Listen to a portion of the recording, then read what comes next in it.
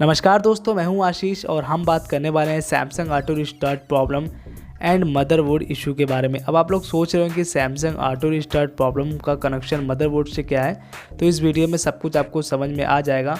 तो अगर आपके पास Samsung M21, M30s, M31, F41, A51, A50s इनमें से किसी के मॉडल का सैमसंग का आपके पास फ़ोन है तो ये वीडियो आपके लिए बहुत ही ज़्यादा इंपॉर्टेंट होने वाला है।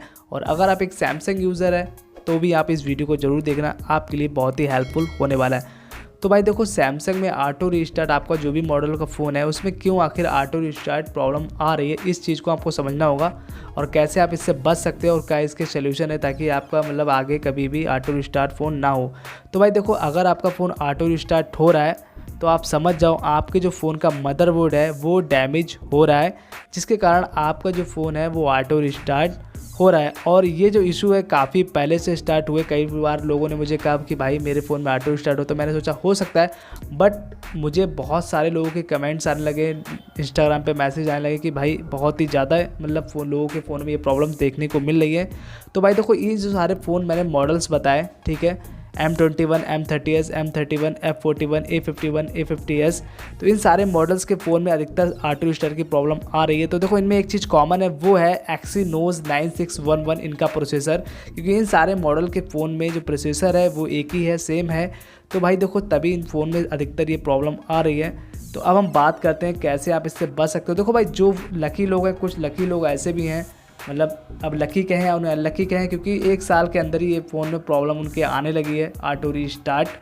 तो भाई उन्होंने क्या किया, उनका फ़ोन वारंटी में था तो उन्होंने उसको रिपेयर करा लिया, फ्री में रिपेयर हो गया। बट अगर आपके फ़ोन में ये प्रॉब्लम आने लगी तो आपको इसके लिए पैसे भी खर्च करना पड़ सकते हैं, क्योंकि आपका फ़ोन जो है ऑटो रिस्टार्ट, इसका जो टाइमिंग है वो बढ़ने लगेगा। दिन में 1 बार होगा, 2 बार होगा, फिर हल्के हल्के 4-5 बार होगा, और एक टाइम ऐसा है कि आपका फ़ोन है वो डेड हो जाएगा। फिर आपको मदरबोर्ड ही रिप्लेस करवाना पड़ेगा, और इसके लिए आपको लगभग 6 से 8,500 रुपये तक खर्च करने पड़ सकते हैं। तो अब हम बात करते हैं कैसे हम इससे बचें, और अगर आपका फ़ोन रिस्टार्ट हो रहा है तो अब आप क्या करें। तो भाई देखो, अगर आपका फ़ोन ऑटो रिस्टार्ट होने लगा है तो वारंटी में है, सबसे पहले आप एक काम करो, फ़ोन को यहाँ पर तुरंत जाओ केयर पर और उसको ठीक करा लो, फ्री में हो जाएगा। और अगर आपका फ़ोन वारंटी में नहीं है तो आप अपने फ़ोन को चुपचाप एक्सचेंज कर सकते हो। बट यहाँ पर जो लोग एक्सचेंज नहीं करना चाहते हैं, उसी फ़ोन को यूज़ करना चाहते हैं, बहुत से लोग सोच रहे हैं कि मैं ऐसे ही ठीक कर लूँ अपना फ़ोन को, तो भाई देखो, उनके लिए एक ही सोल्यूशन है कि बस लास्ट वो अपने फ़ोन को एक बार रीसेट कर सकते हैं और अपने फ़ोन में भूल से भी क्या सॉफ्टवेयर अपडेट ना करें। इस बात को ध्यान रखना, सॉफ्टवेयर आपको अपडेट नहीं करना है। कहीं ना कहीं ये सारी जो प्रॉब्लम्स है ऑटो रिस्टार्ट सॉफ्टवेयर अपडेट के बाद ही आई हैं, तो इससे आपका कहीं ना कहीं मदरबोर्ड है वो डैमेज हुआ है। तो एक बात याद रखना, सॉफ्टवेयर अपडेट बिल्कुल भी मत करना। और अगर आप इससे बचना चाहते हो तो अपने फ़ोन में गेम्स वगैरह या हैवी यूज़ बिल्कुल भी भाई मत करना।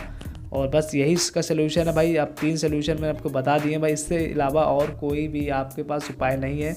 आप अपने फ़ोन को एक्सचेंज कर सकते हो या फिर आप सेल कर सकते हो। और अगर आपका फ़ोन रिस्टार्ट हो रहा है तो आपको यहाँ पर बिल्कुल भी सॉफ्टवेयर अपडेट नहीं करना है, ठीक है। बस इसके अलावा और कोई भी सलूशन नहीं है। और अगर आपका कोई डाउट रह गया तो आप मुझे कमेंट कर सकते हो, मैं तुरंत आपका रिप्लाई करूँगा। चलिए मिलते हैं नेक्स्ट वीडियो में। आपका दिन शुभ हो।